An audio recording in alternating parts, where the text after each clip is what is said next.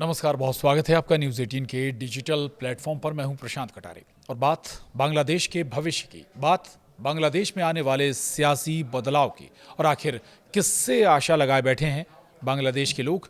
क्या तारिक रहमान संभाल पाएंगे बांग्लादेश में बदतर हुए हालातों को? इन सब पर करेंगे बात।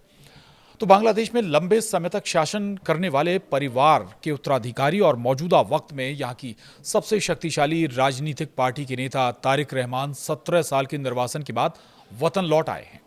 60 साल के तारिक रहमान 2008 में बांग्लादेश से भागने के बाद से लंदन में रह रहे थे और वो गुरुवार 25 दिसंबर को बांग्लादेश लौटे हैं। ये बांग्लादेश की राजनीति में बड़ा अहम दिन होने जा रहा है, क्योंकि बीमार पूर्व प्रधानमंत्री खालिदा जिया कि बेटे रहमान आगामी फरवरी में होने वाले आम चुनाव में प्रधानमंत्री पद के प्रमुख दावेदार के रूप में उभरे हैं। दरअसल पिछले साल एक बड़े पैमाने पर विद्रोह के बाद शेख हसीना की 15 साल की सरकार को उखाड़ फेंका गया था और अब अगले साल फरवरी में पहला आम चुनाव हो रहा है। हिंसा, हत्याओं और अल्पसंख्यकों के उत्पीड़न की आती खबरों के बीच बांग्लादेश बड़े उथल पुथल से गुजर रहा है। अब नजर रहमान और उनकी आगे की राजनीति पर होगी। बता दें आपको, अब तारिक रहमान वतन सिर्फ इसलिए लौट पाए हैं क्योंकि हसीना के सत्ता से हटने के बाद से रहमान को उनके खिलाफ सबसे गंभीर आरोपों से बरी कर दिया गया है। उन्हें 2004 में हसीना की रैली पर ग्रेनेड हमले के लिए उनकी गैर मौजूदगी में आजीवन कारावास की सजा सुनाई गई थी। उन्होंने आरोपों से हालांकि इनकार भी किया था। आपको बता दें कि तारिक रहमान से जुड़ी क्या क्या बातें, ये आपको डिटेल में बताते हैं। तारिक रहमान को बांग्लादेश में तारिक जिया के नाम से जाना जाता है। उनकी पूरी जिंदगी और उनका राजनीतिक अनुभव उनके सरनेम के आगे पीछे घूमता रहा है। उनका जन्म 1967 में हुआ, जब देश पूर्वी पाकिस्तान था। ये भी जान लीजिए कि 1971 के स्वतंत्रता संग्राम के दौरान जब उनकी उम्र केवल 4 साल की थी, तब भी कुछ समय के लिए उन्हें हिरासत में लिया गया था। उनकी पार्टी बीएनपी उन्हें युद्ध के सबसे कम उम्र के कैदियों में से एक के रूप में सम्मानित करती है।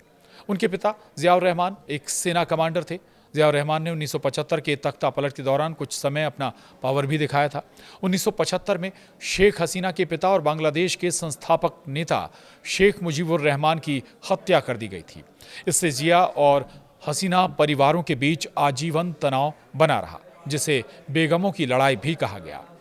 इसके बाद आगे जियाउर रहमान की हत्या तब कर दी गई जब उनका बेटा यानी तारिक रहमान केवल 15 साल का था। छोटे रहमान अपनी मां की राजनीतिक आंचल में बड़े हुए, क्योंकि खालिदा जिया देश की पहली प्रधानमंत्री बनी। आगे हसीना और जिया में कुर्सी की उठापटक लगातार चलती रही। दोनों एक दूसरे को मात देती रहीं। अब बताते हैं आपको आखिर कब तारिक की गिरफ्तारी हुई और कब उन्हें छोड़ दिया गया। इसके बाद तारिक रहमान को 2007 में भ्रष्टाचार के आरोप में गिरफ्तार किया गया था। तब उन्होंने दावा किया था कि उन्हें कैद में प्रताड़ित किया गया था। रिपोर्टों से पता चला कि उनकी रिहाई राजनीति छोड़ने की शर्त के साथ हुई थी। बाद में रिहा होने के बाद वो इलाज के लिए 2008 में लंदन चले गए और फिर कभी वापस नहीं लौटे। और 2008 में हसीना के सत्ता में आने के बाद उनकी सरकार ने हजारों बीएनपी सदस्यों को जेल में डाल दिया। इसके बाद 2018 में हसीना की रैली पर 2004 के हमले की साजिश रचने के आरोप में रहमान को फिर से उसकी अनुपस्थिति में आजीवन कारावास की सजा सुनाई गई थी। तब बीएनपी ने कहा था कि शेख हसीना ने ऐसा राजनीति से जिया परिवार को हमेशा हमेशा के लिए हटाने के लिए किया है। और बता दें आपको, ब्रिटेन पहुंचने के बाद तारिक रहमान अपनी पत्नी, जो कार्डियोलॉजिस्ट यानी दिल की डॉक्टर हैं, और अपनी बेटी के साथ रहते थे। लेकिन हसीना के जाने और मां के बीमार पड़ने के बाद एक बार फिर बांग्लादेश की राजनीति में उन्होंने कदम रख दिया है।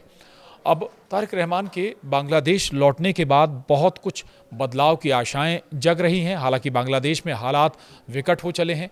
हिंदुओं को भी वहां पर निशाना बनाया जा रहा है। क्या तारिक रहमान के आने के बाद क्या कुछ राजनीतिक हालात में तब्दीली होगी? देखना होगा कब तक बांग्लादेश एक बार फिर पटरी पर लौट आता है। आज के लिए इतना ही। नमस्कार।